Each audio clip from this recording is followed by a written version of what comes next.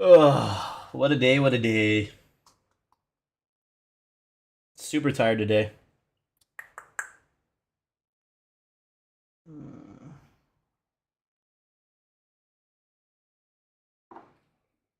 go ahead and post in the Discord. Bailey, how's it going? How's your day been? Mine's been pretty tiring. I feel pretty tired, but I'm gonna watch some per usual crime documentaries probably. I got this one lined up that I'm pretty interested in.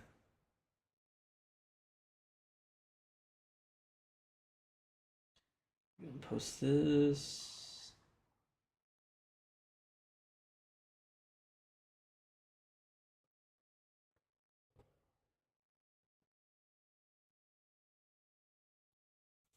All right.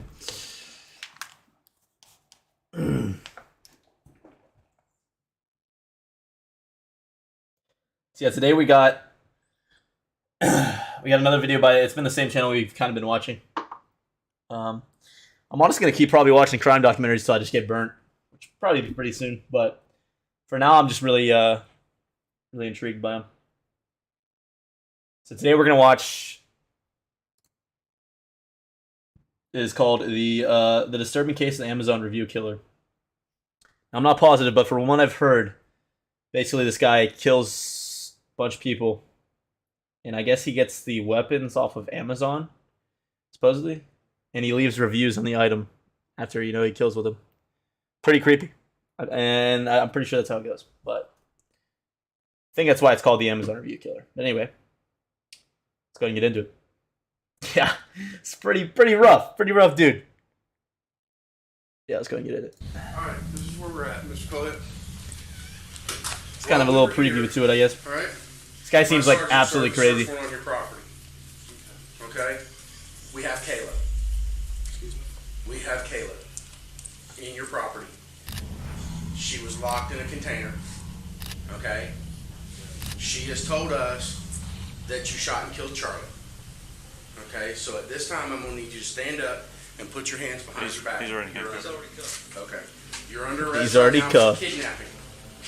What's up, Ewu crew? It's the Raven, here to share another shocking, interesting, or just strange but very true story with you. Hopefully the audio sounds good. This is I think it'll Todd be good. Kohlhepp. Between 2003 and 2016, he murdered at least 7 people in South Carolina, and his story is one of the most bizarre I've ever heard. What you're seeing is Todd's taped confession, and less than a minute in, he says this. Less than a minute in. What?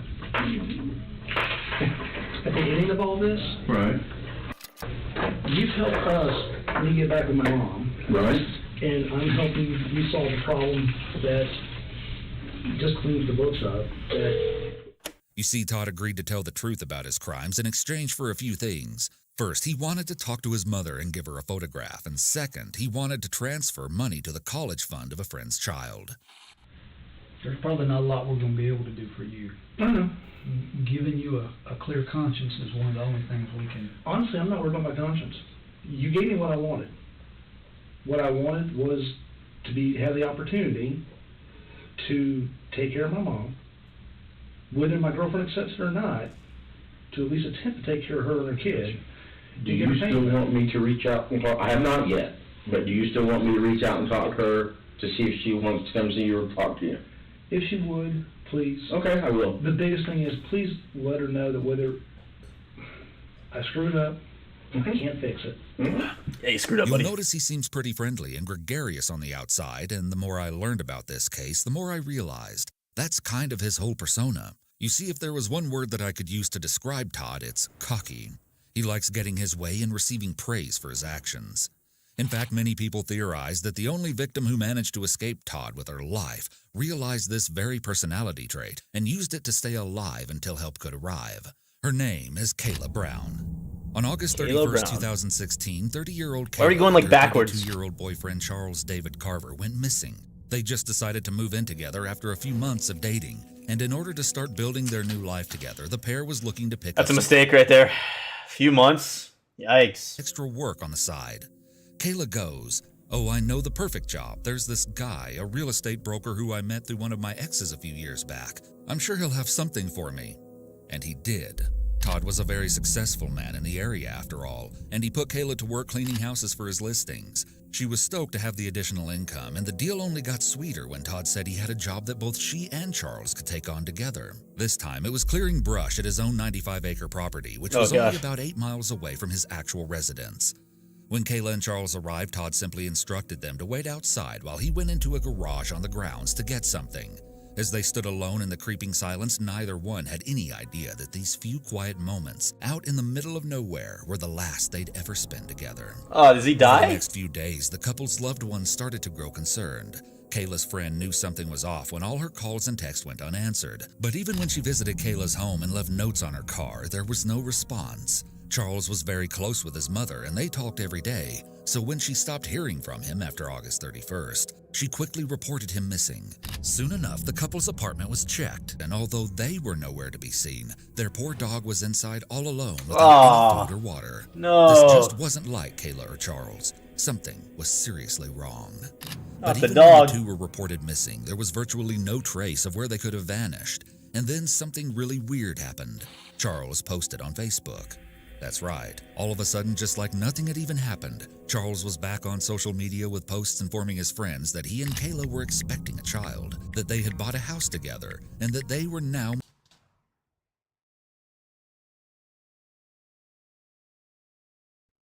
Halo? What about Halo? So basically this guy... Oh, so he pulled out... What's that show I watched? You? It's like that guy... He probably took that dude's phone and posted, trying to make it seem like nothing was going on. I'm guessing. married. He apparently also shared out-of-character posts about digging holes, sword violence for some bizarre reason, and chillingly the final lyrics to the Eagles song Hotel California, which finishes, "You can check out anytime you like, but you can never leave." Oh my He shared gosh. strange posts like, "I wonder if I said hello, how many people would say it back? Let's try it. Hello." What color ribbon supports the cure for people who can't keep their nose out of other people's business? And sometimes late at night I dig a hole in the backyard to keep my nosy neighbors guessing. These all seem to be aimed towards deliberately provoking Charles's friends, and on That's this crazy. last post people commented, "Is that what you did to Kayla and the real Charlie?" And, "Are you hinting at what you did with them?" To make things even weirder, Charles's account was sharing and liking the missing persons pages set up by the couple's families, Nah. even promoting a fundraiser that hoped to hire a private investigator to look into the disappearances. None of this sat right with, well, anyone. The grammatically incorrect and mean-spirited post didn't sound like Charles at all. Not to mention the real Charles was barely ever active on Facebook before all these sudden posts. The account at one point even posted an old picture of the couple captioned, "We're fine," which was soon deleted. On Yikes. October 1st, a concerned friend commented, "Where the hell is Kayla Brown?" To which Charles's account responded, "Kayla is with her husband Charlie. Why can't she have any contact with us? And who is this? She doesn't want to." I don't believe that. I know Kayla. She's not going to just run away from everyone. You or her should at least let someone know she's alive. The people that need to know that we are okay know that. If you look at the timestamps on these comments, they're only Yikes. minutes apart. Whoever was replying wasn't even taking the time to carefully think out these cryptic responses. One friend shared that they were sent a disturbing message from the account reading, "I'm just missing to everyone else. We are both okay. There's only one person that knows where we are, the person that means the most to me and Kayla. She knows where we are, and we are coming that way forever." What? Well, as you can probably guess, this wasn't Charles using his account at all. It was Oh, Todd really trying now? to throw people off his trail, buy himself some time, or maybe, just maybe, he was doing this purely for the fun of it. Like a little performance he got to put on. Sounds like he was doing it for the fun of The further we it. dive into his life, the more you'll see that Todd definitely cares a lot about having all the attention on him. Oh my But gosh. now, let's go back to He's what one of really those happened guys. that last day of August when Charles and Kayla showed up on the property. After going inside, Todd had suddenly re-emerged from the door, but the friendly facade that he was known for in town had completely drained. Now, he was dead serious, and as Kayla and Charles looked down, their hearts sank at the realization that he was holding a gun. Before they even had time to process what was happening, scream for help, or run, Kayla says that 3 bullets were fired, right into Charles's chest. Kayla's whole world screeched to a halt, Yikes. and she could do nothing but watch. She knew in this moment she was trapped, all alone on the expansive property of an unpredictable killer, one who Jeez. absolutely nobody in town would ever suspect to be hiding such a horrible secret. She was utterly silent and still from shock as Todd grabbed her, placed her in handcuffs, and then led her inside of a dark metal shipping container. This would become her prison.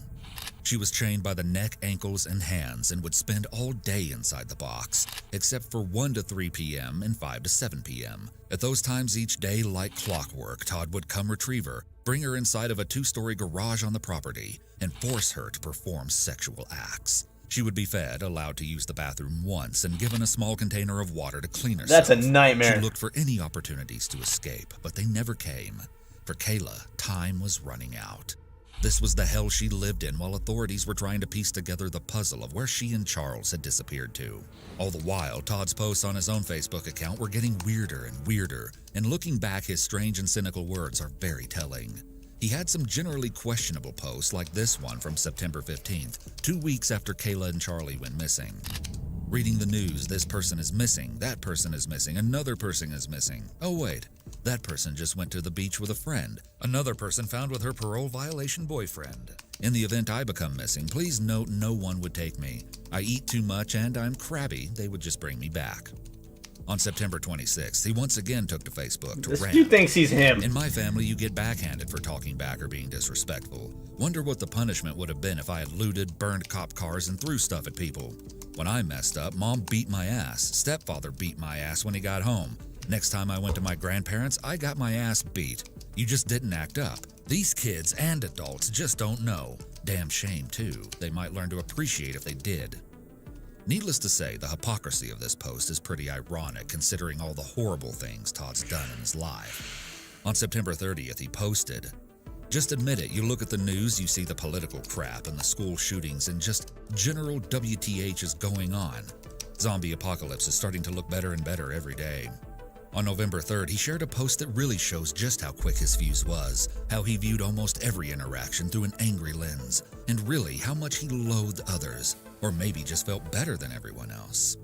"We need Ebola to come as a huge snowstorm, wipe out half the population, then melt away. Just tired of entitlement, rude-ass people for no reason, people who race to cut in front of you to slam on the brakes to make right turns. Bro, this guy's a keyboard And that warrior. motherfucker that stands in the aisle at the grocery store, and dude, you know who you are, that blocks the aisle checking out the microbrews and blocking everyone on their way to their Michelob. Bitch move." Notice how incredibly furious Todd gets when he feels that he's been personally slighted by random strangers. Remember this because it will become extremely important later on. But despite Todd's obvious temper online, nobody would have expected in a million years what skeletons he had tucked away in his closet. It wasn't until authorities got a search warrant to access Kayla's Facebook account that the picture would come together all at once. Investigators began searching the online profile for clues, and that's when they saw conversations between Kayla and Charlie about the job on Todd's property on August 31st. Now police knew what they were doing on that crucial last day, and when they went to trace the pair's phones, their worst fears were confirmed. Neither Kayla nor Charles had ever left the area of Todd's property. Police now knew exactly what they had to do, but not one person was fully prepared for what they might find. At about 8 a.m. on November 3rd, one group of investigators went to Todd's house, where they spoke for a while with the man, both sides remaining a bit guarded, unsure what the other side was hiding. As Todd was questioned about what he knew concerning the missing couple, Kayla and Charlie, he didn't know that another team of investigators was simultaneously arriving at his 95-acre property a few miles away to scour it for evidence. However, 95-mile the authorities property? who were with him did reveal Jesus. to Todd that they knew the cell phones of the missing persons had last pinged on his property. Todd responded, "You're trying to find the girl." The detective corrected him that they were looking for both her and her boyfriend. Guess Todd slipped up there, as he was the only one who knew Charlie was already gone. We have a search warrant, okay? For your residence and your car, okay? We are mainly looking for your cell phone, okay? Well, me and at least him need to go in with you.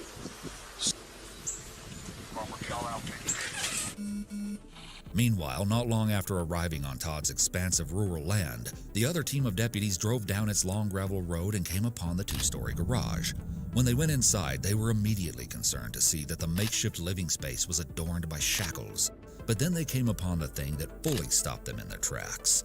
In the bathroom, inside of a lone wastebasket was a pile of hair clippings, reddish-brown in color. They warily headed back outside to continue the search, but as the investigators came across Todd's looming shipping container and went to take a closer look, they were suddenly chilled to the bone by a strange noise. Someone was banging on the walls from the inside, and they were screaming desperately for help. In that moment, the whole atmosphere changed. Deputies rushed to open the doors, but the container was tightly sealed shut by 5 heavy padlocks. God This dang. unforgettable video captured the few tense minutes where everyone held their breath as a few men cut and pry open the locks, and then finally they were in.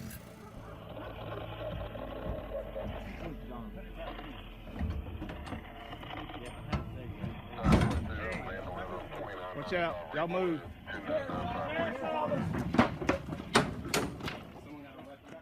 The dark box was littered with supplies and crime novels, and in the very back, chained to the wall by her neck, sat a despondent Kayla. On top of the dog bed she'd been made to sleep on for the past 2 months. Barely able to move as her Jeez. restraints had forced her to stay sitting up almost all the time during her captivity. The investigators try their best to console Kayla as they get bolt cutters to set her free. Just a girl. How are you, honey? This is bolt cutters. This is our investigator. He's a paramedic, sweetheart. yeah. Okay, we're gonna get you out of there, okay? Just hang loose for me. Anybody got I need a handcuff key. Handcuff key. I got it right here. Hold up. Y'all slide back. Hold on. He's got a light. We gotta let him take photographs. Randy, let me see your light, Randy. You can put your hands down, sweetheart. You're okay. We're here, okay? But despite the extended trauma Kayla had just endured, That is her insane. immediate response to being rescued was clear, coherent, and calmer than anyone could have expected. Her strength in this footage is beyond admirable. Do you know where your buddy is? Charlie, Yes. he shot him. He shot him? He shot Who him. did? Who's? Todd Colehep shot Charlie Carver 3 times in the chest, wrapped him in a blue tarp, put him in the bucket of the tractor, locked me down here, and I never seen him again. Okay. He says he's dead and buried. He says there's several bodies dead and buried out here, and he Okay. says that the dogs will be ruined if they go looking because there's red pepper. We're gonna step you out, sweet. Because there's what? Red pepper. Okay. Tell Red pepper? He says No, there's pepper everywhere around the car, the person. Red pepper? Ravine. What's that do? Does that just like make the dogs The investigators at Todd's house were Mess with their alerted nose, to I'm the guessing? shocking discovery, and they quickly confronted Colehep, letting him know the jig was up. They had Kayla, and there was no weaseling his way out of it now. All right, this is where we're at, Mr. Colette. While we were here, all right, my sergeant served a search warrant on your property. Okay? We have Kayla. Excuse me? We have Kayla in your property. She was locked in a container. Okay? She just told us that you shot and killed Charlie. Okay, so at this time, I'm gonna need you to stand up and put your hands behind your back. He's already You're handcuffed. under- Okay. You're under arrest right now for kidnapping. All right, they're continue to search your property. They're gonna continue to bring, they got cadaver dogs down there. Okay? If you wanna help yourself, tell me where Charlie's at, so we can go find his body.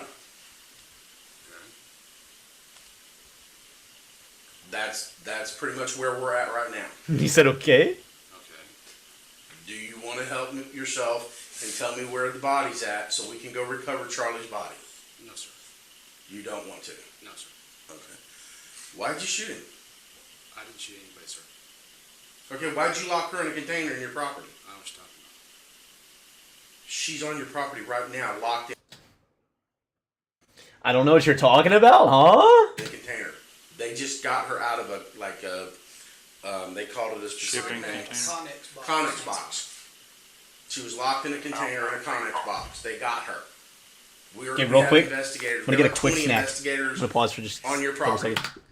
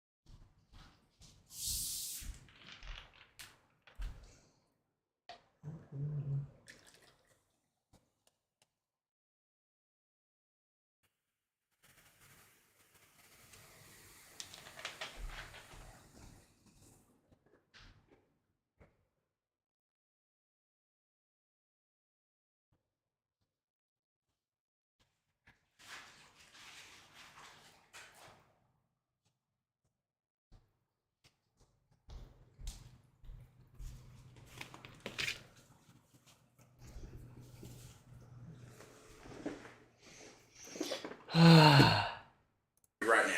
Okay. And they have found her in the Connex box. So she never left your property.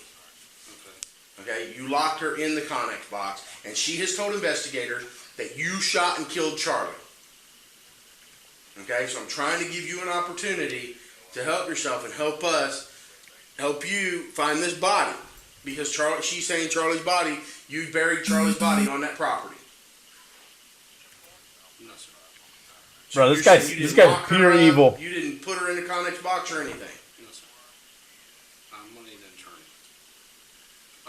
Probably a good thing. Go ahead and put him in the back of your car. Sir.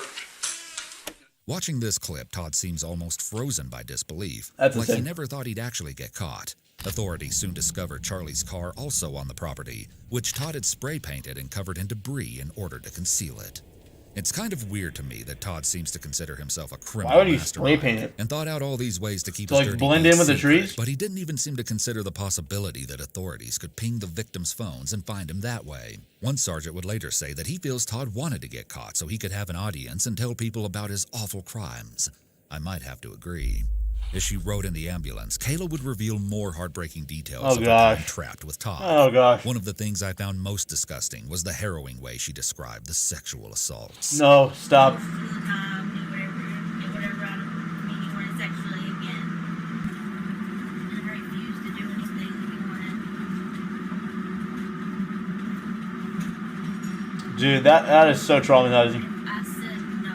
He didn't force himself on me. He said he didn't believe it, but he made it very well known why I was there. And if I wasn't useful, that I wouldn't need to be kept any longer, and that he would shoot me. Woo! This is That seriously is- one of the most evil That things is I could pure ever imagine. evil. Not only did he do unspeakable things to her without her consent, but it seems like he somehow managed to convince himself that this was not assault, probably in order to feel less guilty and pathetic, and in turn make Kayla feel even more worthless.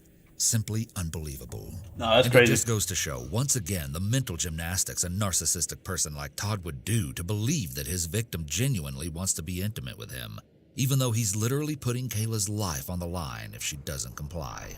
He apparently also told her that Stockholm Syndrome would kick in and she'd be happy with him, and that he'd planned to build a soundproof room for her to live in long term. Kayla also revealed that Todd liked to brag that he was a serial killer and a mass murderer, and that his dream was to get his body count in the 3 digits since it was supposedly only in the high 2 digits so far. Just listen to these bizarre What? claims that Todd allegedly boasted about to Kayla. He said if I was a good girl, he'd teach me how to kill, and I could be his partner. He said he used to kill people for the government. He said he was a paramilitary contractor, and that when he got home, he just couldn't keep from seeing the bad in everybody. I really don't know where the whole killing people for the government thing comes from, but I'd guess it was just a fabrication Todd made up just for the sake of attention. So this was the big case that finally put Todd Kohlhepp behind bars.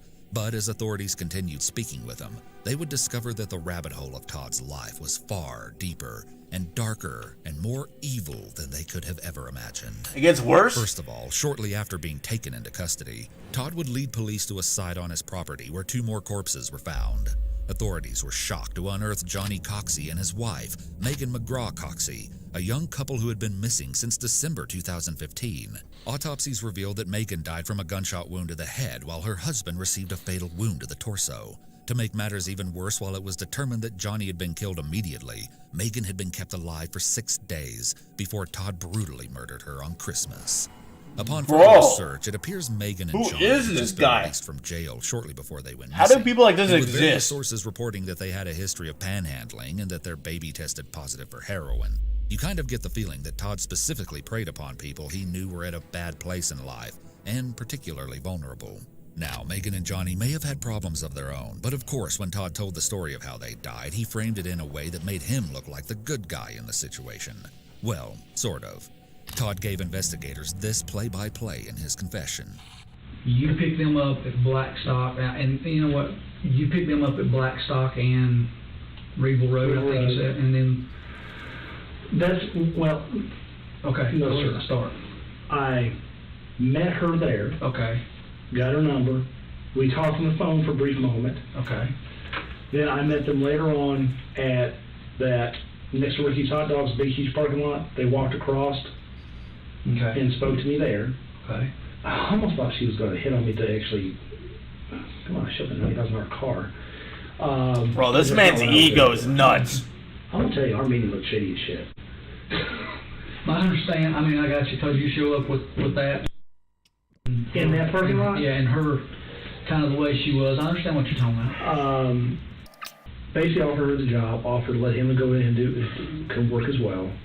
The next day, this was So over cold, several days. The next day, she was in the paper, mugshots. I guess you guys had arrested her for meth or some hair. I don't know. Something was in her bloodstream, and you took her kid away. Okay. I asked her about it, and she informed me that yeah, she had drug issues, and with that, Okay. I still was gonna give him a chance. You know, I get happens to people. It's hard. I get it. And I picked him up, and I drove him to my land to get supplies, and got him down to my building, and that's when Johnny pulled a knife out. I need to turn the captions off. They like don't line up properly. There we go. You shot. I shot. What'd you do with his knife? I don't know. I don't keep that kind of crap. You just threw it out? But yeah, that's right. Okay. I What did she do when you shot Johnny? What did she do when Johnny pulled the knife out? What did she say? Nothing. So you think she was planning on the planning of this? I think she entirely was in the plan of it. Okay. There was no. Oh, Yeah. Johnny, what are you doing? There was none of that. This was her actions were. She knew he was doing that. They saw a guy who had a load of money, driving a car they can't afford. They didn't even have a car, and they were going to get something. So then you shot him how many times? Shot him twice Okay. in the chest. Okay. He dropped forward. When he dropped forward, I went around him and put another one through his spinal column. Okay. And you shot her. Not exactly. Do you believe Todd's version of events? To me, Not it seems exactly. like he could have easily done the exact same thing to this couple as he did to Kayla and Charles. Just attack them unprovoked in order to keep the female party to himself. Even the way he tells the tale seems like an excuse to humble brag about how much money he has.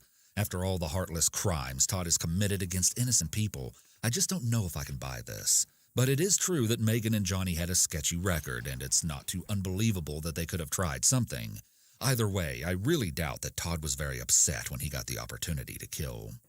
Next, Todd goes on some random tangents about how his property and storage container was never supposed to be used for such gruesome purposes, which is just a pretty bizarre topic to ruminate on after everything he's done. The Connex was not meant to be a cage. Okay. All that change was after the fact. Okay. Connex was designed for my food What? and my weapons, and to secure my four-wheeler before I had the building built. Okay. The back area that's all wood, that wasn't designed for them. That was designed for my stuff. Okay. Until last week, there was no. He's like, oh, they're intruding on his space. Wow. What jerks. That's what he's making it sound. ceiling on that. Okay. I put that in because she was cold. Kayla was cold. And Todd just loves talking about all his stuff. I went down to the Connex, cleaned out. What a the nice back guy, area, dude. She was because I had cold. all in there. And at one time, those ammo racks weren't there. The ammo rack was here and here. Pistol rifle. Okay. Yo, Stan, what's up? Just ate some garlic bread. Watching this absolute evil psychopath just boasting on himself. This man is straight evil. Okay. You know, I had chain around. There's lots of chain in that building.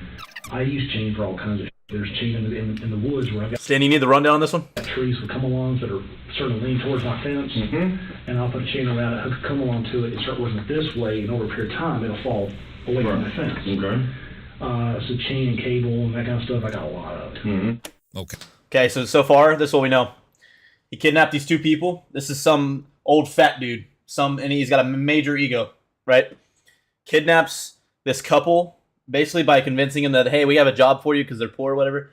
They come down, kidnaps them, shoots the boyfriend in the head, keeps the girlfriend prisoned for 2 months, sexually assaulting her every day, keeping her chained up like a dog, her neck chained up for like 2 months or whatever.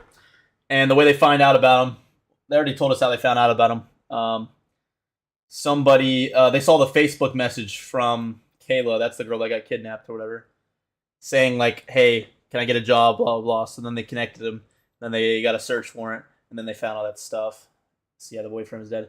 And then this guy is wanting to flex like, oh yeah, I killed 7 more. He's just trying to flex. He thinks he has an ego or something. So they led him to 2 more bodies. So now he's just, I guess he's just talking about everything. He's really stupid though. Let me get Drax some food real quick and then I'll...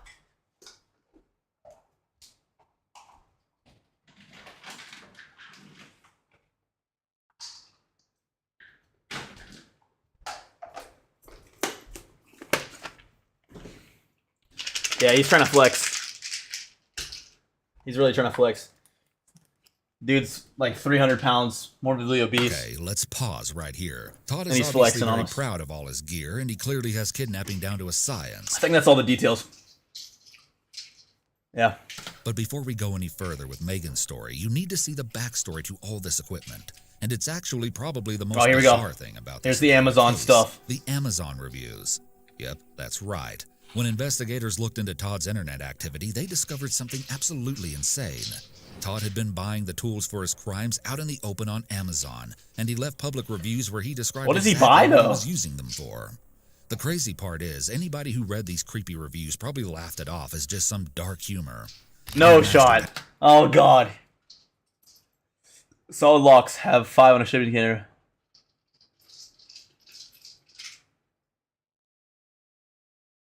Solid locks have 5 on a shipping container. Won't stop them, but sure will slow them down so they are too old to care. Padlock review. The review read, "Solid locks have 5." So that's not a weapon, really.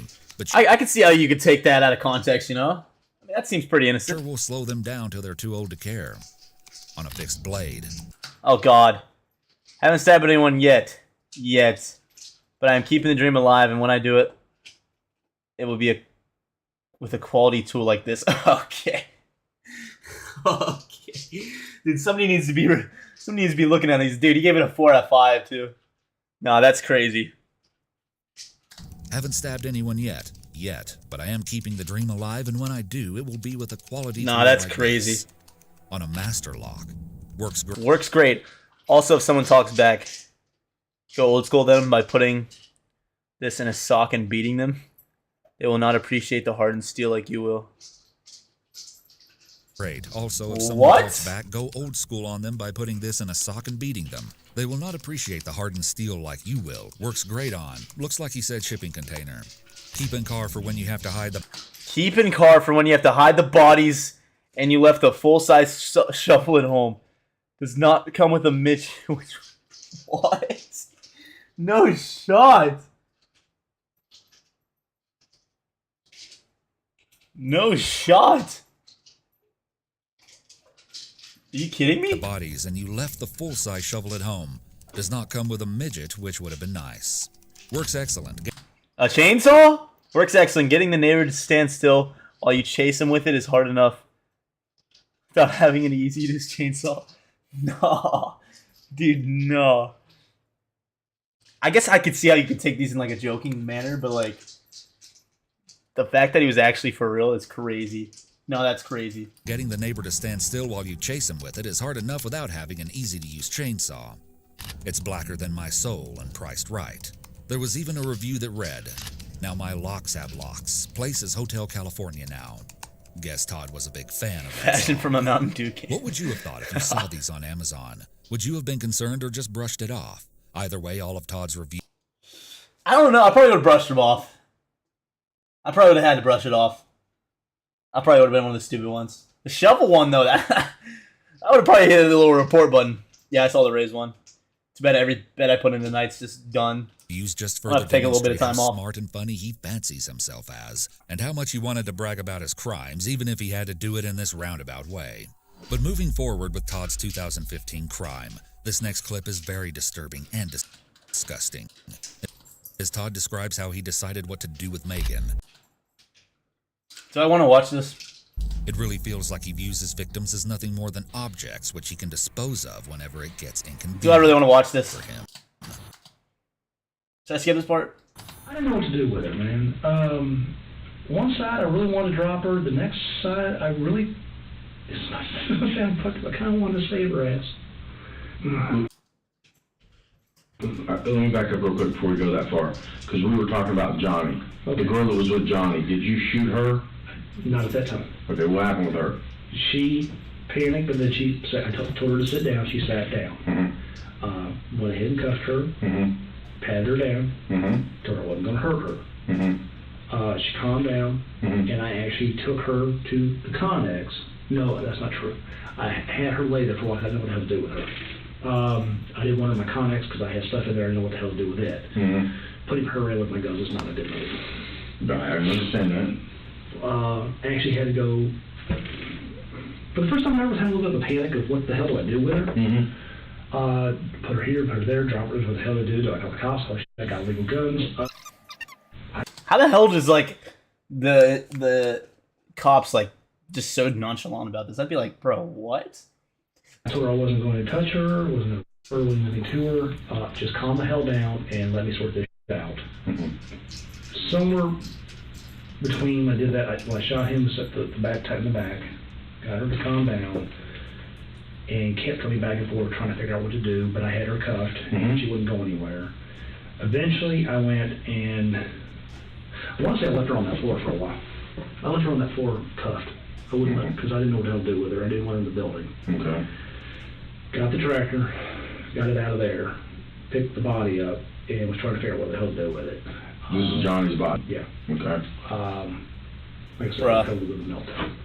And listen El to how criminal. much more concerned he is about losing his sanctuary than he is about El murder. murdering people. The land was supposed to be my, Sanctuary. yeah, not my killing field. Right. Well, you're the one doing it. What the heck? It's not meant to be my killing field. It was supposed to be the place where I go to relax and get away from people and not deal with it. Mm-hmm. This killing really bothered me because it was such needless. Hell, I was giving him money. Why were you robbing me? He thinks this violence was all needless and stupid. Pretty ironic considering all What? the people he's killed out of petty Oh, no, personal this guy's grudges. crazy. You'll see what I mean soon enough. It's all about what works for Todd. He goes on to nonchalantly describe burying Johnny, saying, "It was a lot more work than you think." Then he wasn't sure what to do with Megan. I tied her up, left her there, while I tried to figure out what to, I didn't know what to do with it, man. Right. Got rid of Johnny, came back, left her there, went and got food, fed the girl. Fed her after she tried to rob you? Man, what are you going to do with her? I don't want to shoot her. I understand. I mean, I can't have some crazy bad woman going back. I mean, she was going bipolar left and right. She wouldn't calm down like. Oh, she finally calmed down. But she... Make my comeback to betting tomorrow? Well, you can tap me out, bro. 'Cause today, I've been having a good, 3 days, but today just really hurts. It hurts. When she was talking to me, and first she had drug issues. Right. And then she kept going off the deep end with weird shit and kept talking, and then she kept telling me that she had manic modes or some sort of bipolar lithium crap. I don't know what the hell it was. Where, she was up, down, up, down, up, down. So she didn't mellow out like Kayla did. No, not at all. She did finally calm down, but she wasn't upset. What made you decide to shoot her? I'll get to that. Okay. It's clear from the way I'll Todd get to tells that. this story almost with a sort of glee that he has no remorse. Even That's here, when crazy. the investigator tries to get him to cut to the chase and tell them why he shot Megan, he just said, "I'll get to that." Like this is some juicy drama he's been dying to share. Then he complains about all the stuff he bought for Megan while keeping her captive. I wasn't going to shoot her. Okay. I was going to give her money. I don't know why the hell she went the hell off. I held her. I hate. Why would she go off whenever you're keeping her prisoner for all this time? Why would she go off? I couldn't think of one reason. The kidnapping part. I get another one. I held her there for a couple days. How many days? 5 or 6. every other damn day, she wanted Little Caesar's Pizza. I hate that shit. Always getting heartburn. Little Caesar's Pizza, Mountain Dew, not Bro, Mountain Dew. why is he Dr. so Pepper, nonchalant about cinnamon this? rolls, and friggin' Newports. If you go down to my building, you'll find an unused package of Newports that I bought for her. And then she went back. She tried to light my damn building on fire. Do you know how? In the back of what building? The Connex. And then this part is just kind of weird. While telling the investigators where they can find the cigarettes he bought Megan in the storage container, he says something extremely weird and unprompted. Oh, there's a collar. That's what I'm saying. Little Caesar ain't too bad. That collar was Kayla's. Neck collar? What are you doing, Drax? She had me order it. She asked Had you you to order? order? Yes, sir. Okay. We'll get to that in a minute. Didn't use it, because after it came in the mail, Mm-hmm. I would tell you, oh, Okay. that's kinky for me. It's a stainless Too steel kinky for me? Bro, who is this guy? with, like, hooks for putting, like, locks on. I mean, dude, it's like having I don't treat my dogs that way. Okay, so let me explain the back I don't treat my dogs that story way. for this one, because it's really strange. And I was very confused at first, What, Drax? too. Todd actually claimed that Kayla had been writing letters to him while she was in captivity asking for intercourse, with Todd himself even telling a reporter, "I'm not saying she's not a victim. She's not the victim she portrays. I mean, it turned into 50 Shades of Grey with bodies." So I guess that's where this supposed collar comes in. Because you made this comment to me. Sorry to interrupt, but you made this. I bet she was probably trying to play him, you know, make her think that she was like into it, and then probably try to kill him. That'd probably be my play if I was in that situation, to be honest. Comment to me, and I believe you. You didn't do that, No, sir. and I believe you. And I talked to the solicitor about that, and I told him what you told me. I said he's made the comment to me, solicitor. He'll plead to everything, but he's not pleading to because he didn't do it. I said, he told me that he's admitted to everything he's done. He's willing to take the responsibility for it, but he will not take responsibility for the kidnapping. I said, but he will not take responsibility for it because he did not her. That anytime they had sex, it was consensual. She had the choice, and she actually initiated it at times. And he said, okay. I said, so we're going to need to re-interview her. No shot she backs it up, right? And we're setting that up. Yeah, we're going to do that this week. No shot. I told him, I said, She's I with gave that. him my word that we would re-interview him, and we want to re-interview her. Because I think it needs to be done. Come on. She had me get her vibrator, the TV, the DVD player, the Ain't no DVD way, player, bruh. the coloring books. I said, coloring books? Adult coloring books. Okay. What? No shot. He's totally lying. It got her to shut up. Oh, your nails. That led me to something else. Hold on a second. You said the satanic book? Yeah, what the hell, man? I've never... Let me ask you this. The mattress is up against the wall. And we did that, looking to see if there were any weapons. What are you doing, Drax? There was a bag. Yeah, did Aye. you ever spend the night there with Aye. her in the bed? Aye. Like stay the night, you and her in the bed, overnight? Never stayed the night. Okay. We spent a lot of time on the bed. She wanted the comforter thing that was on the floor. Mm-hmm. That was her idea. That was her submissive kitty bed, her kitten bed. No shot. Yeah, all of a sudden, I put the collar thing on. Ouch, Drax. And, Yeah, they found that. They were like, what? They thought it was for a dog, you know. well, now the cage that was up there that's in pieces, Mhm. that I built. Look up. And it was originally meant for my dogs. Yeah, no, I'm talking about Drax, I'm trying to take a pic. the metal collar thing you told me about. That I ordered off of one of the websites. Kitty bed. Got it, 'cause Bruh. She requested that as opposed to me putting the chain around. Mm-hmm. And I got that and went, mm-mm. I Mm-mm. went, that ain't going on, no way. But she wanted that, and then the... No the shot he's telling the she truth was right now. The whole thing of it explained to me that I had to give her permission to speak to me, Mm-hmm. give her permission to look at me. Mm-hmm. Dude, I don't do all that control. You know, I'm like, ask Ashley. Ashley's never had to deal with any of that crap. Yeah, it was just, I don't know, she had all this stuff, she kept asking for this kind of stuff, I got it, and she wanted, it's a big black book, about that deep, Mm-hmm. like $23 that damn book, Mm-hmm. and it's the Bro, I like how this guy's like got all this stuff is an inconvenience, and he's like, God, I had to pay $23 for that. Sorcery, suddenly. It's the how-to guide to be a witch. Dude, I just figured she'd read the damn book and shut up for a while. Kayla has that's crazy. No shot. to beat up people. You guys think he's telling the truth or no? Like about her? Because I mean, he's not lying about anything else, I don't think. But like, no shot, right? He might be telling the truth though. That'd be crazy. Nah, no way. Resources, which she thinks my resources are go get someone killed. Really? Yeah, with people that she doesn't like. Have you do or have you hired somebody to do it? Yes. Both? Yes. Okay. Matter of fact, read my Facebook. It may be on there. Really? Yes. How long ago was this?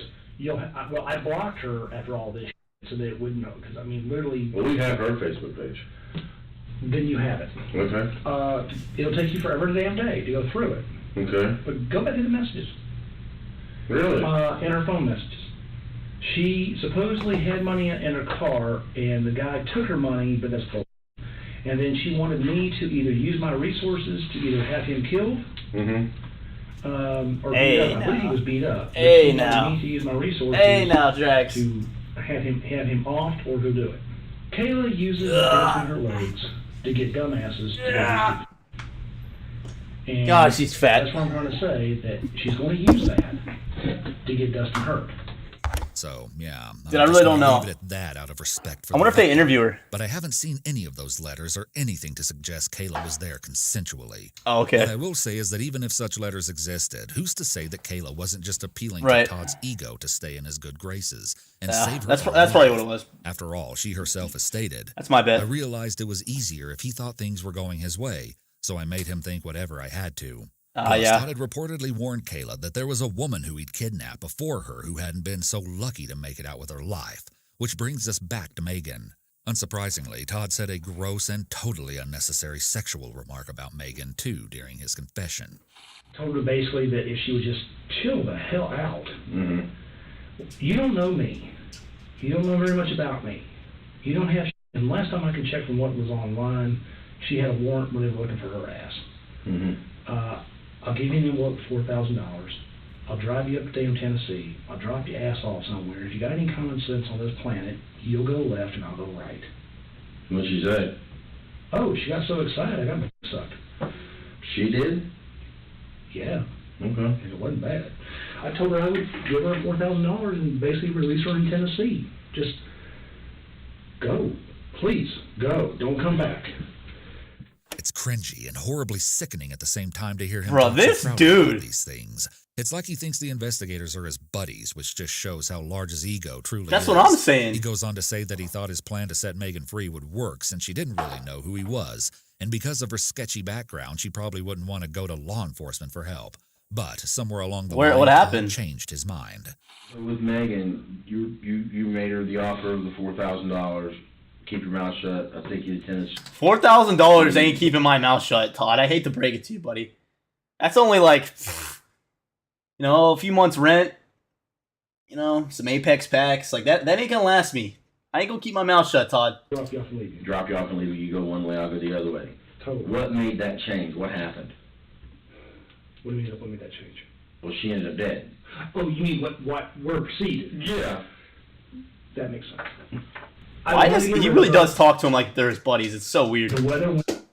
Mm-hmm. We were having sleet. It was right before Christmas, man. We were having sleet. We were having rain. Mm-hmm. The weather went to Okay. and I still had to find a way to get away from Ashley, my girlfriend, long enough to get up out of work, get this person in Tennessee, drop her off, and get home. That's not just a couple-hour trip. No. And if I'm dropping her, it ain't gonna be at the border. Mm-hmm. We're going north of Nashville. I want her way the hell away from me. She was going to take it. She was happy. She was happy as hell for like 2 days. Okay. She was happy as hell. I just couldn't get past the weather. What? Okay. What? The last day, I went over there, opened the Connex up. She burned half the freaking building. She took my ammo racks and grabbed them and did this. Oh, I'm gonna tell you, I'm not for such a little. Mm-hmm. Damn. So then what happened? Well, there was ammo everywhere and stuff everywhere, and she broke the fan. I got her a fan. She broke the fan. Bro, for real. The whole time this dude's talking like, oh man, I can't believe my guns are falling over, and this is not like, God, why would she do that, man? It's the whole way she talks. There's a fan there now, but it came as a 2-pack. Mm-hmm. I had her those to get air ventilation. Mm-hmm. I got lanterns for her so she had light. Mm-hmm. I did the best I could to make it Right. somewhat livable. Mm-hmm. Got her blankets, got her tools. She lit the damn thing on fire. I'm surprised she didn't asphyxiate. That's what I was thinking. I'm surprised she didn't. Mm-hmm. When I walked in the building, I mean, I was choking. Went to get her out, and then all of a sudden, it's like I had a caged animal on my hands. I don't know what the hell. She went from, I'm so freaking happy in the world to be, I'm going to go to Tennessee with money, and I'm going to restart my life, and thank you, Mm-hmm. to bad crazy. At that point, I tried to walk her out of the building. I just had enough. I walked outside. I was trying to calm down, trying to figure out what the hell to do with her, what to do with her, what to do with her. I didn't know. Mm-hmm. I came back in the building. She was going nuts. It wasn't like she was emotional about the situation. This has been days. It wasn't much about that. It was just like serious chemical Drax is damage. freaking out right now. What? And she walked outside. I walked her outside. And when I walked her outside, I put a 40 in the back of her head. What gun did you shoot her with? Same one. That you shot Johnny. with? Mm-hmm. And that's a Glock. And that's the same one you shot Charlie. Charlie. It's not my favorite gun. It's a handy gun. Wasn't my favorite gun. It's a handy gun. a handy one. This man's still giving reviews. Especially if you shoot 180 grains. And sadly, that's how things ended for Megan. Todd's temper Rip got out Megan. of control, and just like that, Mr. Nice Guy was no more. Later on, a former co-worker of Megan actually revealed that the victim had met Todd while working at her Waffle House job. And when authorities started digging deeper, they were told that Todd would act so creepy at the restaurant, inviting waitresses to his home and leaving large tips in a bid to get their attention. That a male cook actually started taking Todd's orders whenever he'd come in, just to keep the waitresses safe and more comfortable. W. Cook. Another detail concerning W. Todd's Cook. romantic life that will send a shiver down your spine is something Kayla revealed when rescued. So Oh, apparently God. Todd had an ongoing relationship with a woman named Holly for about 10 years. Sources How? say it was an affair and that she was actually the person who paid for the storage container Kayla was trapped in.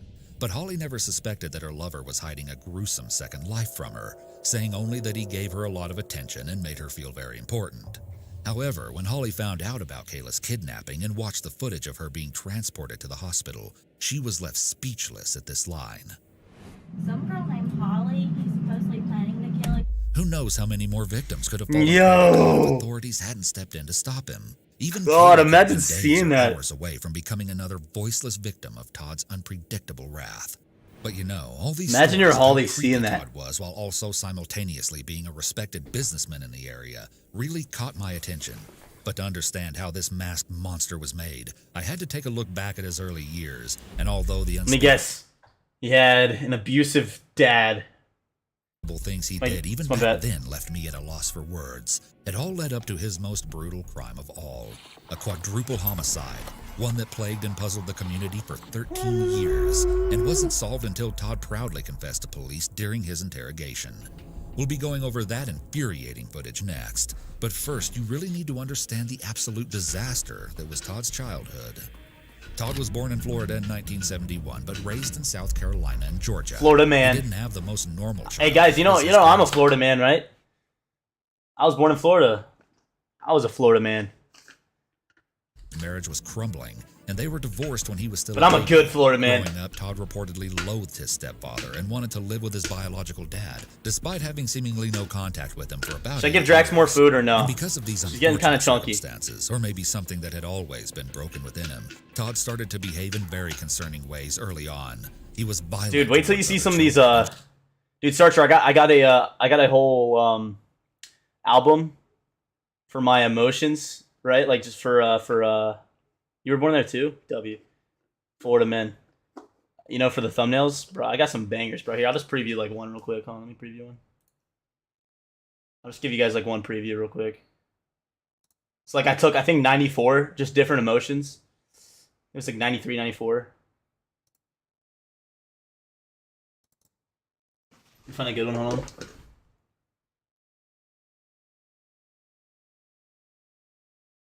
This one's called, I labeled them all just like based off of what they look like. This one's called When She's Sucking It.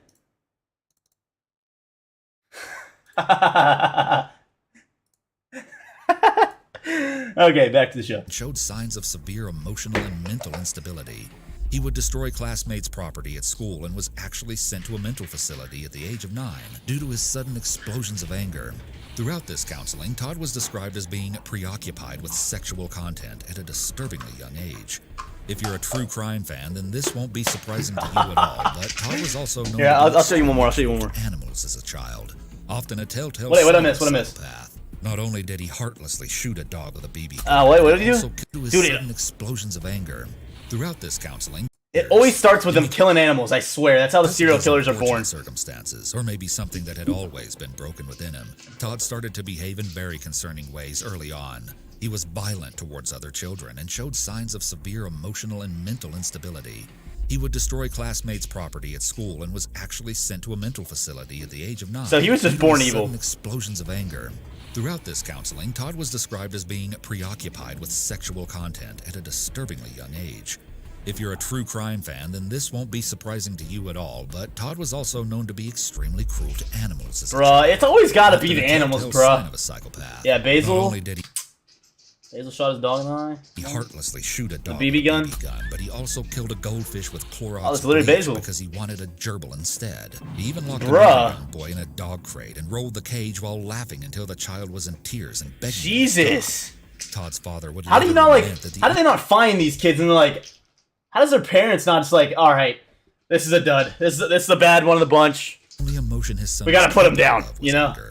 His mother must have been well aware of this as well, because she later described locking him in his room at night and placing locks on her own bedroom door just in case he decided to try anything. She also said he stabbed a little girl on the school bus in the leg with scissors to get back at her, destroyed a bunch of new furniture his mother bought him with a hammer, and even threatened to kill her. How do you destroy a couch with a hammer?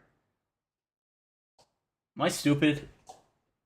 Like, if it's like that, you know what? I'm probably just stupid. You probably just break the wood or something, you know? I'm probably just stupid. Still in 1983, Todd got his wish of reuniting. I just picture like you like hammering the cushions and then like bounce back into the face, but that's just probably me. With his biological father after purportedly threatening to kill himself otherwise. But this ended up being just another bad influence on Todd, as the man apparently taught the boy how to blow things up. But despite bonding over shared interests, living with his father didn't play out like Todd had dreamed it would. The man's frequent absence due to his many girlfriends left Todd thinking it would be better to return to his mother. But at this point, she made excuses to prevent. Dude, you know what pissed me off? How does this guy end up successful, like money-wise, bro? What am I doing wrong? I'm a nice guy. Treat everybody with respect, except for those little 12-year-old kids on Warzone. And here I am, just dirt poor, you know? And this guy's out here just tossing $100 bills at his waitress, you know? Where am I going wrong? Todd's police interview shed some light on his rocky relationship with his father. My dad took me to office parks while he would still have to get his hands on, and then want me to help him load. So he got it from his dad. And deal with his Shocker. nonsense, and then would tell me that It's if I always got the into a bad fight, father if I didn't figures. win, you're not my son. Don't come home. But then if I get into a fight, I whoop the kid's ass. I went too far. I'm getting my ass whooped because I went too far. Also, so he had to beat his ass just right. That's what I'm saying, bro. I'm just gonna keep going, dude. 100%. Eventually, I just gotta be just rich, you know? I like that idea, Stan. That's a great idea, man. So in his 2016 interrogation, Todd spoke on a shocking incident he got into around this same time of his teenage years. You had mentioned to your mom, and that when we had talked at the I bet he had some kind of sexual relationship with his mom. That's just a thrown out crazy accusation. jail that there were others, and you told your mom she didn't have enough hands. I had some altercations in Huh? Arizona. Okay. I don't remember all the details. I had a friend of mine that got shot coming out of a. Bro, it was just an accusation. It was just an accusation, bro. He just seems like that guy, dude. alleyway. Okay. He seems weird, bro. The guy later on. Who was your friend that got shot? Michael something. Dude, he said it was like having like sexual stuff like when he was like 10 or something. Like that's not normal. This dude's a freak. I was a kid. I don't remember. Michael something. Do you remember the guy that you shot? I never knew his name. You never knew his name? He drove a Nova, gray Nova. What year was that? What's a You Nova? think? Zach, what's a Nova? 14. You were 14 at the time. He shot somebody who was 14? Okay. Jeez. My understanding is there was some kid who wanted to be in a gang and was doing his initiation. And his initiation was to shoot your friend? We were just two kids coming out of an alley. We weren't part of nothing. We were part of nothing. That was his initiation? Yes, sir. Wow. A Nova, like what's a Nova? I don't even know what a Nova is. You said a Nova. In October 1986, Todd was still in it. Let's play GeoGuessr. Where's this at? I'm too good. It's Arizona. Arizona, living with his Oh my dad. god, man. I'm too good. They already said Arizona. I know. Tendencies would extend to a new extreme. He was only 15 years old, but he managed to lure a 14-year-old. Bro, when I was 14, I was playing Fortnite. Dude, people say Singapore. Bro, people say video games make people more violent, but I think it's the opposite. Dude, what if like these dudes that were like bred to be killers, like they were born to just like they have that instinct to kill, dude? What if like maybe if they just had a little bit of Call of Duty in their lives, you know, that urge would go away, you know? Maybe. Neighbor girl whom he had a crush on out of her home. That's probably wrong, but speak to her. Then he held a gun to her head, brought her home, tied her hands with rope, taped her mouth shut, Who? and sexually Who? What happened? What happened? to her. Then he held a gun to her head. Dude. 6, Todd was still in Arizona living with his dad when his violent tendencies would extend to a new extreme. He was only 15 years old, but he managed to lure a 14-year-old neighbor girl whom he had a crush on. No! Her boyfriend wanted to speak to her. Then he held a gun to her head, brought her home, tied her hands with rope, taped her mouth shut, and sexually assaulted her. After this, he walked her home What? and told her not to tell any. How does this guy end up being successful with money? Like, how does he end up getting money? I don't get it. How does he not get caught right then and there? She probably just stayed What quiet. just happened, or else he would kill her little brother and sister. Jeez! Somebody ultimately did call the police, and when Todd was apprehended, the first thing he had to say was, "How much time am I going to get for this?" And get this. What? He literally confessed! Todd explained that his motive for the disgusting crime had been because he was mad at his father, who was out of town and wanted to rebel. At this time, he was diagnosed with borderline personality disorder. You don't say! I'd probably diagnose him with everything in the book right there. Okay, now I want to take a brief moment to touch on Todd's late mother, because some of the things she said about her son's behavior are a bit odd to me. Before he was You don't say. A little bit odd. sentenced for this crime, she wrote to an adult probation officer pleading for leniency on Todd. According to Greenville News, she claimed that the incident had brought her and her son closer together, as he wrote her frequently while in jail, musing, "You know, it's strange, maybe a little good does come from some bad." She also wrote, "They don't stop to think that he even walked the girl home. Does that sound like a dangerous criminal? He even walked..."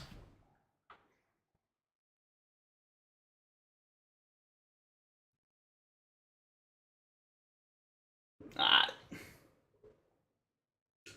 No. No. No. No. The mom's just as crazy.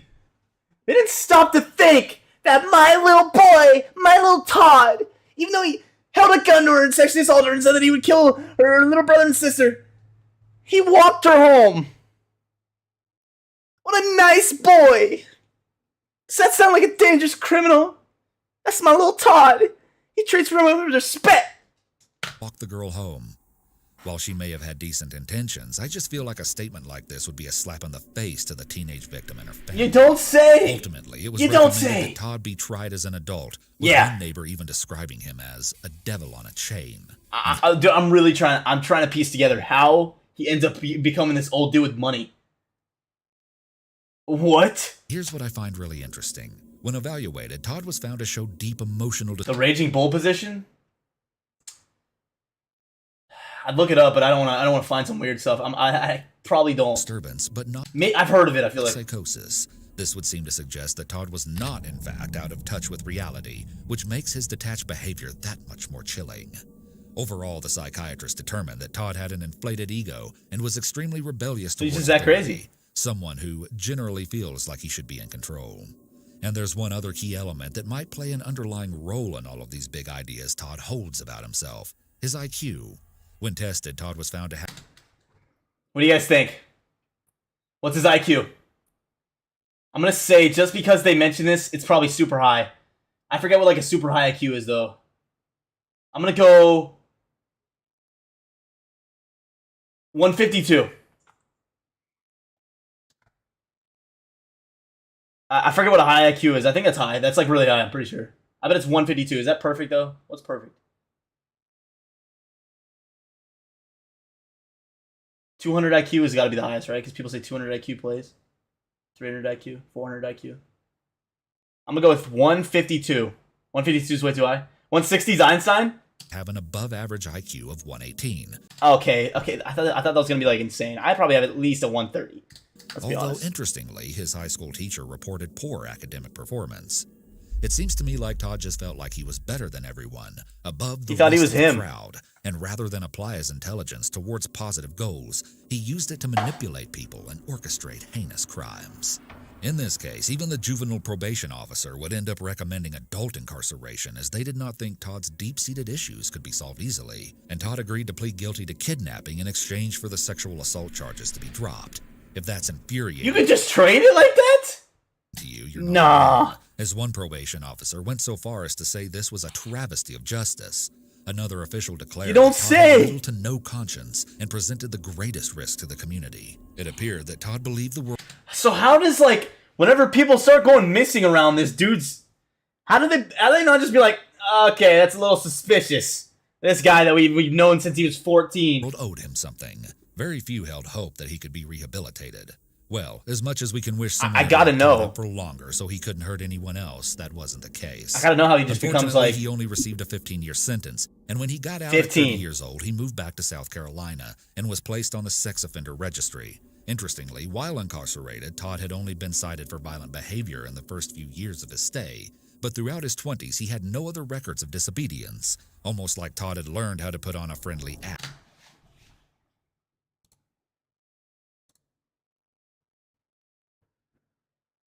Let me see what is this?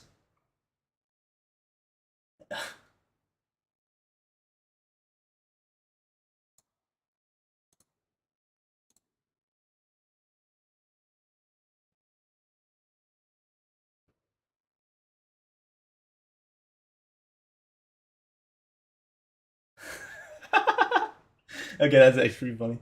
That's pretty funny, Stan. The first half I was like, that sounds pretty cool.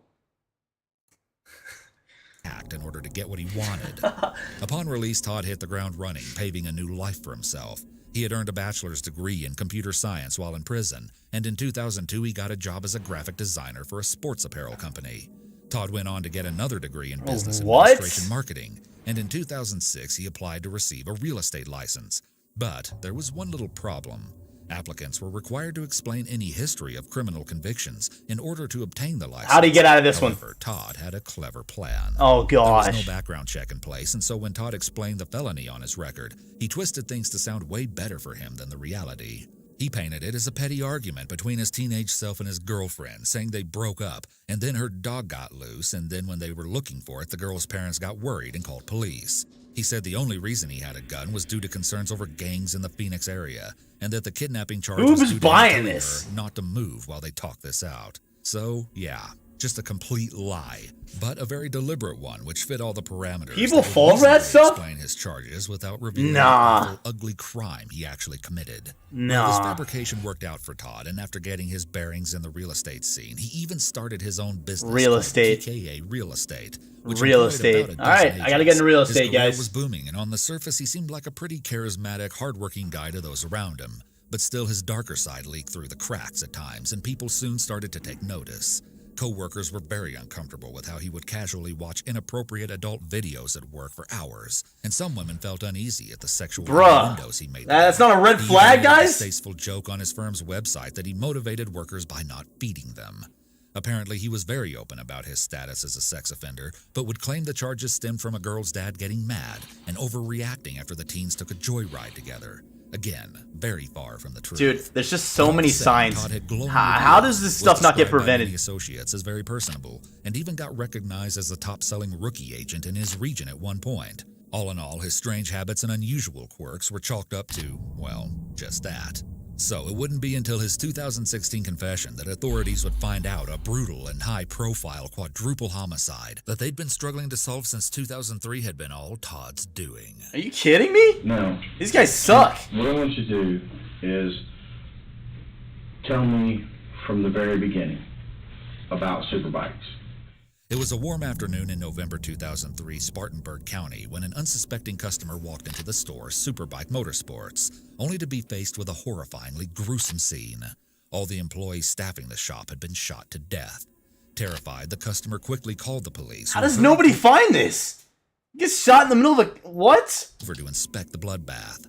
Okay, what's the problem? Apparently everybody's been shot up here. That's too calm. That's too calm. Apparently, everybody's been shot up here. God dang. Everybody's laying down in a pool of blood. His mama's been shot. The mechanic's been shot.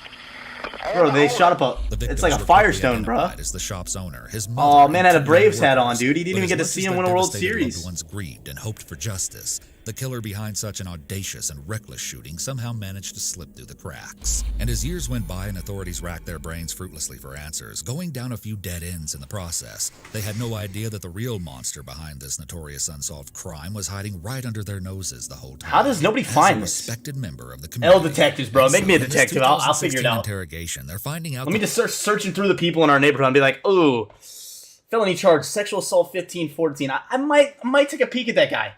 All the stuff that they diagnose him with, borderline. I might take a peek at that guy. Let me ask his coworkers how he's doing. They'd say, oh, well, he watches adult films for hours and hours on, but he's a cool dude. He's a good real estate agent. It couldn't be that hard. I'm sorry. It couldn't be that hard. What really happened that dark day at the motor shop, and the real motive was probably the last thing they ever expected. So, go ahead. You bought the bike. Bought the bike. I need to know the motive. I got to know the motive for this one. He's like, it didn't ride too well. Pop, pop, pop. Didn't work either way. Key points. Had it 14 days, and it got stolen from the front of the apartment complex. You said you went back to them? Before it got stolen, I had gone back to them a few days prior to it being stolen and told them that I was having a hard time riding it, and I was not so sure I had made a wise decision. And you probably because he couldn't fit on it. Went back to them because you were inexperienced, and what else did you say? I thought it was a bad decision. I was trying to see if I could possibly trade it in for a smaller bike or something of that nature. Maybe I don't know how to ride it. Bruh. That's probably trying to ride it like it's a bike. Please understand this has been many, many years.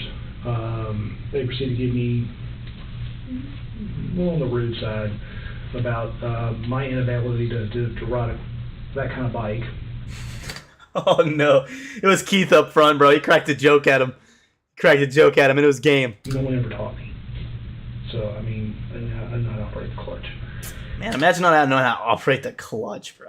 What a rookie, man. And the possibility of them coming by at some time with a trailer, and maybe I didn't make up my mind. They had dropped it off at the apartment. Okay. So they knew exactly where it was stored because the guy brought it over to me. So you said they knew where it was stored? So he thought they stole it back or something. Because they had dropped it off there. Okay.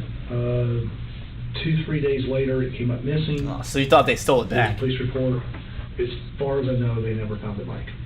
It's pretty obvious that Todd's anger stems from him being miffed at what he saw as the employees looking down on him. Yeah. And for some reason, that seems to be the one thing Todd just can't tolerate. Just can't Watch take it. here as he even gets sidetracked to complain about the police not taking him seriously when he reported the motorcycle theft. You said I made a police report? I did. Actually, the law enforcement officer made fun of me. He informed me that that's a shame it got stolen before I got a chance to write you a ticket. That's just a good joke, man. I feel like that's just a good joke. W cop. It's the one time I didn't like you guys. Todd says a little while after that incident cooled down, he was once again making visits to the motorcycle shop. Got to Jones's again for motorcycle and started going back to the shop. During one of my times over there, sitting on one of the, I believe it was the manager, the owner's friend, guy was a bit of an asshole. I was looking at the bikes and trying to let the earlier part go, and the manager started making some comments about the last one being stolen, and he said something about mine was on its way to Florida. I Huh? have no idea it was in Florida or why he said that. That was the one time I didn't like you guys. When he said it was obviously, he was not talking about the time when I asked him about possibly selling it, it was implied that we took your shit. I let it slide for the time being, got mad about it, kept going out there. Why I kept going to the same bike place, I don't really know. But I'd go out there. Because of his ego. That's why he would go there. Sit on the bike. Thought he had something to prove against these guys. And listening to these two, the owner and the manager, basically talk trash.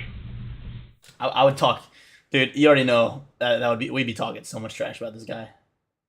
Keith would be roasting this man. I find this part so intriguing because even Todd himself admits he doesn't know why he would keep going back to the bike shop if the employees' attitudes bothered him so much. Part of me feels like he just wanted a reason to get more and more agitated, so he'd feel justified in what he was about to do. To the workers, Todd was just some weird customer who kept coming in and acting strange, but they never could have predicted the absolutely evil plan that was simmering just below the surface. Bought a Beretta 92 FS. Beretta 92 FS. FS. 9mm. At the time, those only had 10-round mags because they still had the limitation, and the aftermarket Pro Mags were god awful. So how many? So you had a 10-round magazine? Yes, sir. 3 of them. 3 10-round magazines? Mm-hmm. Although I've got quite a few of those Kydex. Mm-hmm. They work very well. Bravo Concealment. Mm-hmm. Highly recommend them. He gives a long-winded explanation about I would suppressors. recommend. A suppressor would shoot on a semi-automatic. Requires a Nielsen device, also known as a RAD, recoil assist, if you have a movable barrel. Okay. Otherwise, you have to use a spacer and lock it. So you're having a problem with the suppressor, you're going to say that part. He's understanding it, and you're just going, okay. Yeah. And then declares that he made his own. Dependability surpasses everything else. Okay. Years later, I actually learned how to make it myself, and actually mine were extremely dependable. Then what happened? It's almost funny how the investigators just cut Todd off whenever he starts to ramble about his accomplishments. He starts boasting I feel like on himself. A big motivator for Todd was getting the recognition he felt he deserved. So these utter dismissals during his big moment to tell his story probably feel like a big letdown. Anyways, here's where Todd finally tells the methodical timeline from the day of the crime. I left college, left my class, Okay. drove to Bowling Springs, put the shoulder holster on at the CVS parking lot. That's what I'm saying. This guy's crazy. Got there, not everybody was there. Went and sat on a few bikes, did my usual, and doing my best to make sure that the paying customers were not there. Collateral damage is not cool. Todd really harps on the point that he didn't want to kill paying customers, which seems to be his way of painting himself as a sort of anti-hero. Like he really seems to relish in viewing himself through this lens. You said you were waiting on what? This was during the time, as you know, that it was not busy. Mm-hmm. I chose time that was not after work. How does nobody solve this? I don't get it. Did not want to shoot other people. Kind of funny. Kayla put on her paperwork when she was writing stuff out to me that she found a killer with a conscience and a kidnapper with morals, whatever the hell that meant. You remember that? Yeah. So you said I did not. After she So said that, I spent a lot of time. He's trying to flex that he has morals. Wow. I'm thinking, going, wow, kind of, okay. So as Todd waited for who he judged as innocent people to leave, he was also waiting for one of the employees who he felt wronged him to show up. Once he was alone with the workers, Todd says he asked to buy a bike so that the mechanic would take it back to prep it. And then he says one of the most outrageous things the police had probably ever heard. Oh, gosh. That was one big building. Yeah. I cleared it in under 30 seconds. You what now? I cleared that building in under 30 seconds.